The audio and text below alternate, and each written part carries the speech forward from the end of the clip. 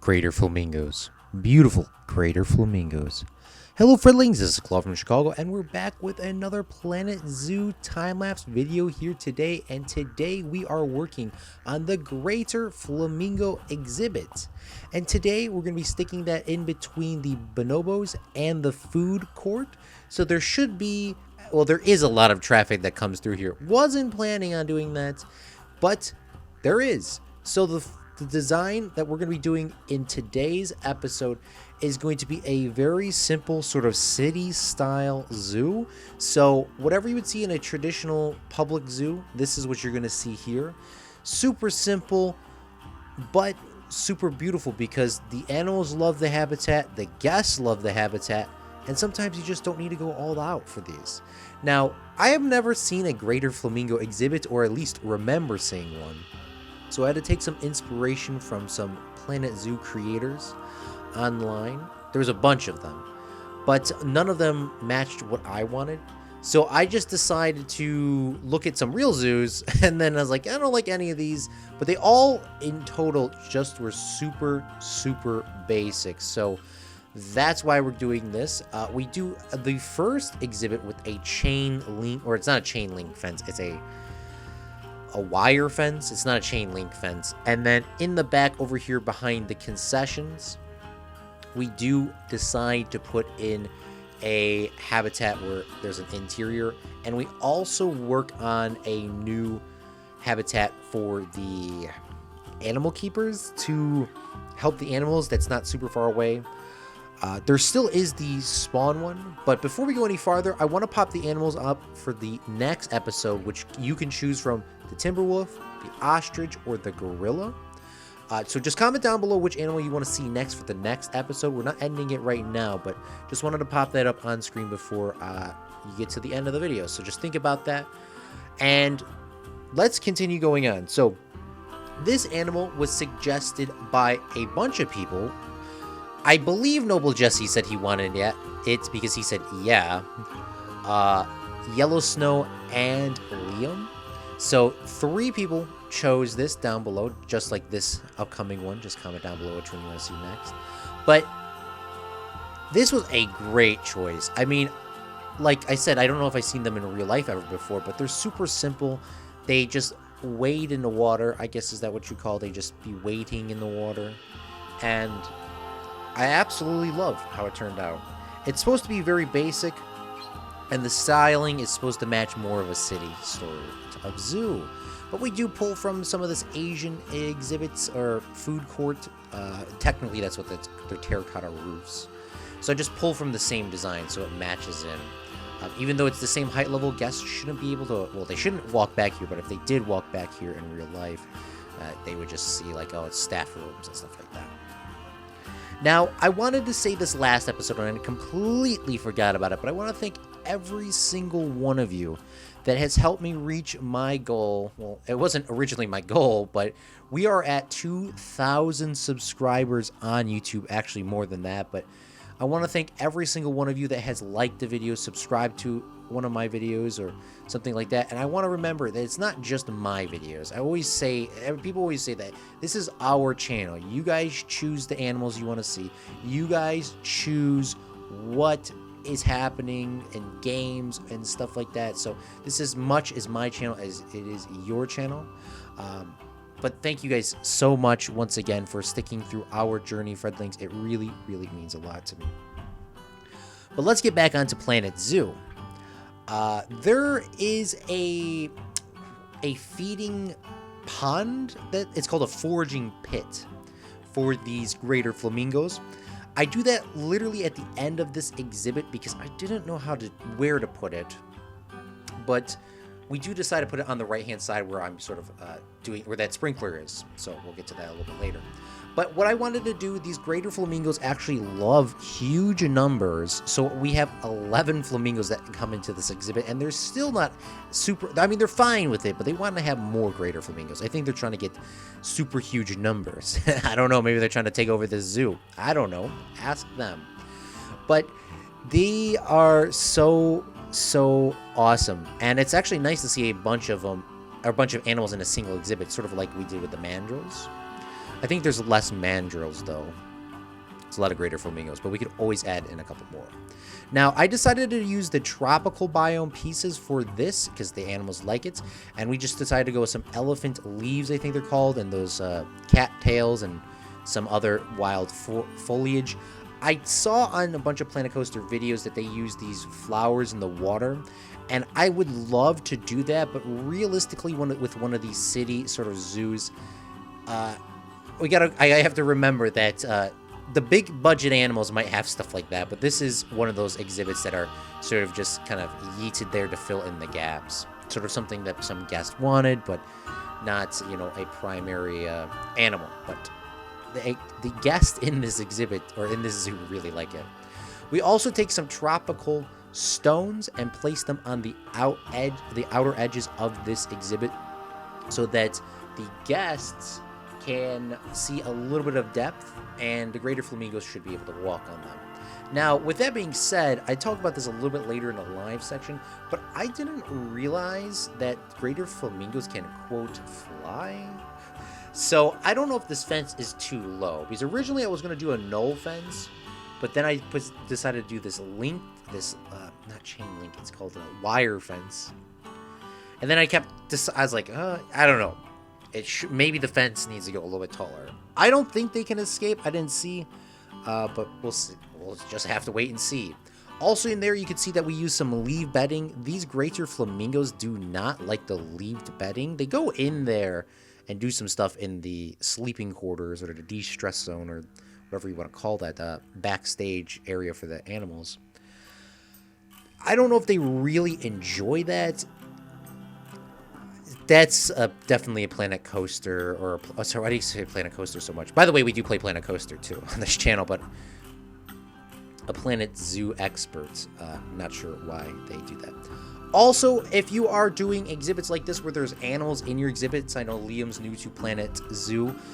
So if there's an animal in your area, you will not be able to change the water if they're standing in like that area to place down water and stuff like that. So you got to make sure you box up the animals and move them. There is an option if you click on the barrier to box up all animals. We'll do that a little bit later on, because right about now it started infuriating me. Press the box up all options, and now you can work on all your exhibits and just press unbox them all when you're done. So there's that foraging pond right over here. I put the sprinkler over here too so we can get some encouragement. And here's some glitching. So I decided to do a little bit more work, move this back and to the right, and then change that sprinkler to the right as well. But they seem to love the foraging pond. I thought they were going to do that in the regular pond, but I guess it's probably not as easy to clean if you're doing it in that little regular pond. Plus, there wouldn't be a consistent food if it was real life. But we're going to do a little bit more minor work here, just changing up some of the leaves on the outside. And it's time to do our beautiful sign. Now, this is the greater flamingo, which, by the way, I didn't know this G at the end was going to be like right perfectly in line to where I wanted it. It's a little bit off, but we're doing our simple drop shadow effect, taking a white and then a black backdrop, bringing it over here. And I thought I was going to do a big, large sign, but I mean, once again, if this was real life and this is supposed to be a small exhibit and a very low budget exhibit, you just paint it on the side of the railing over there, leave it as is, touch it up because the guests are going to obviously touch it a couple times. And it is what it is. It is also this little green patch, as you see. There's perfectly placement for these benches. And guests will come through and sit on both sides of the pathway. So it's killing two birds with one stone in one area. Put a couple garbage bins down as well. Put two educational signs on the outskirts because I didn't want to cover up the entirety of the exhibit. Now, this is the next part of the story. If you did not see last week's episode with the Siberian tiger, I asked you guys what we should call the wall with all the Fredlings' names, and it's called the Fredling's Wall, suggested by Liam, coming up with some great names as well. Now, if you want your name built in any of the exhibits in this park, please let me know. Obviously, if you commented a lot more, I'll give you priority over others. But like I said last week, this is for Game and Botch. Again, he is one of my good friends, and I said I was going to dedicate this wall to him. So, Scary, Liam, you guys have priority over everyone else currently. And then I think it goes like Yellow Snow and a couple Noble Jesse and whoever else. Comment down below if you want your name on an exhibit. If the animal is not built in this zoo yet, you can always wait.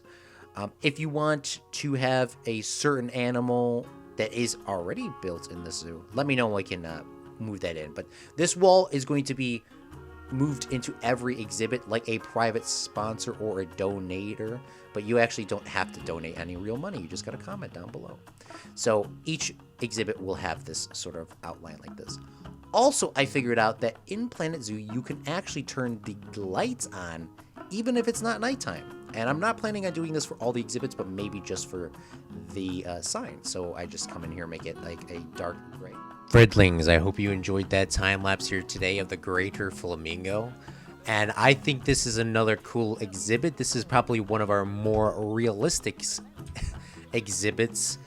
And you can't see the sign here, and I wasn't really expecting that, but this Greater Flamingo habitat is quite popular with everyone, and I didn't even realize that it would be. But this is the exhibit from an outside perspective. I think we might need to raise the fence a little bit, but it is beautiful. Look at these Greater Flamingos. Now, this isn't probably the most ideal viewing spot, but these Greater Flamingos, I didn't realize they can like fly a little bit, and I'm kind of concerned. I was going to place a null fence here, and then I've seen that they could fly, and then I was like, okay, we're gonna have to actually put a real fence here. And this is the most see-throughable fence that I could do. I could do a glass fence, I could do a chain link fence, but this is probably fine. Just on how you can still see through it. Now, some people might be asking, why are there so many flamingos in there? I didn't realize that either, but the flamingos actually want a large population of friends and family. So let's see how many, are they even satisfied with this? Yeah, they are satisfied now. It's on the low end. They're on the low end. There's 11 Greater Flamingos in this population, but they would like to have a little bit more, but that's all they're getting. So here are some educational signs over here, so you can see the Greater Flamingos. You can see how many are in this picture. Quite a lot. And there's a good view of this habitat. Once again, I didn't think there's going to be this many people here, but you could see the Greater Flamingos from all sides. And I'm going to try to get these habitat keeper to come over here and feed this for the glamour shots later. But the Greater Flamingo has a large habitat for what they want. And I'm not sure if this is them sleeping on the bedding. Their eyes are open, but they say there's no bedding around, and I don't know where Greater Flamingos sleep. And I've given them wool bedding, and I've given them hay bedding and this leaf bedding, and they're not changing anything. So I just assume this is what they like, and they can sleep on the floor if they don't. But they actually have an area over here that they can walk over. Oh, look, he's just sleeping here. But they have an area over here that they can walk on. They can forage for food, but sadly they don't forage like this is like realistic or like they're in the wild. So they actually want a foraging pond, and the feeder or the habitat keepers will come over here and drop in food, which is super, super awesome. There's a little bit of rocks back here too, so they can get a view. Like I said, they can fly, so they can fly a little bit. I'm not sure how high if they will fly out of here. I will let you know that on another time lapse. And I put some outside bedding over here too, because I just didn't know where they wanted to go. But this is their habitat. It's not that large, because in real zoos, these Greater Flamingo exhibits are actually quite small, and they're quite undetailed. I still think this is quite heavily detailed for being a, quote, realistic, like, city zoo or a public zoo. But it still fits in our theme. It's the more low budget, and it's sort of hidden out the way. It's one of the first animals you see, And with that being said, there should be less people here considering everyone sees this in the zoo. But maybe a bunch of people are just coming through here to cut through to go to the bathroom in this place. This place is jam-packed, this concessions area. So maybe that's just a reason why they're trying to take a, quote, shortcut. But that's why I built this extra path here so they could stay off the main pathway and divert some traffic. So it's not that bad over here if you want to cut the line.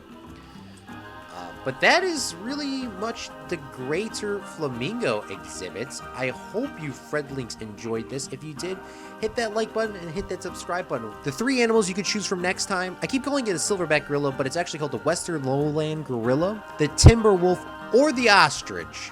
Because why not? I like the birds now. I'm starting to like this. We're going to jump into some glamour shot Fredlings. I hope you enjoyed this episode. Remember, hit that like button, hit that subscribe button. It really helps out the channel. And comment down below which animal you want to see next.